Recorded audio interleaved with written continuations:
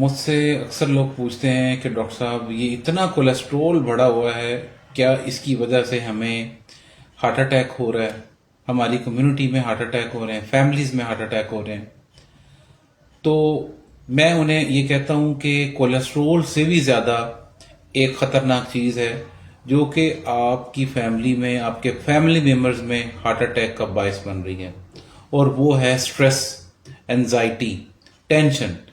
جو ہم ہر وقت کی بات بات پہ ٹینشن لینا شروع کر دیتے ہیں، ہوتا یہ ہے کہ جیسے ہی ٹینشن لیتے ہیں ہمارے جسم میں ایسی رطوبتیں خارج ہوتی ہیں، ہمارا سمپتھیٹک سسٹم ایکٹیو ہو جاتا ہے۔ سمپتھیٹک سسٹم سے جو ہمارے ہارمونز نکلتے ہیں یہ خون کی شریانوں کو تنگ کر دیتے ہیں۔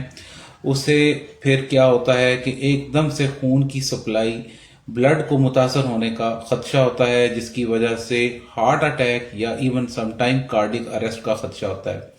لیکن اس کا یہ مطلب بالکل بھی نہیں ہے کہ کولیسٹرول بڑھا ہوا جو ہے یہ آپ کے دل کو متاثر نہیں کرتا۔ کولیسٹرول ابھی بھی بہت زیادہ نقصان پہنچا رہا ہے، خاص طور پہ کولیسٹرول کی ایک قسم ہے جسے ہم کہتے ہیں ٹرائی گلیسرائڈس۔ اب میری آج ہی ایک پیشنٹ سے بات ہو رہی تھی، وہ پیشنٹ کے ٹرائی گلیسرائڈس لیول 1200 سے اوپر تھے۔ جب میں نے اسے بتایا کہ یہ الارمنگلی ہائی ہیں اور یہ ہارٹ اٹیک کا باعث بن سکتے ہیں، اس کو ہمیں فوری سے نیچے کرنا ہے، ہم نے کچھ پھر احتیاطی تدابیر ڈائٹ کے اندر سے ڈیسائیڈ کی۔ کچھ چیزیں میں نے ان کو گائیڈ کی کہ آپ یہ چیزیں غذا میں، خاص طور پہ تلی ہوئی چیزیں، فرائیڈ آئٹمز، فاسٹ فوڈ، یہ چیزیں غذا میں بالکل بند کر دیں تاکہ آپ کے ٹرائیگلیسرائڈز فوری سے نیچے آ جائیں۔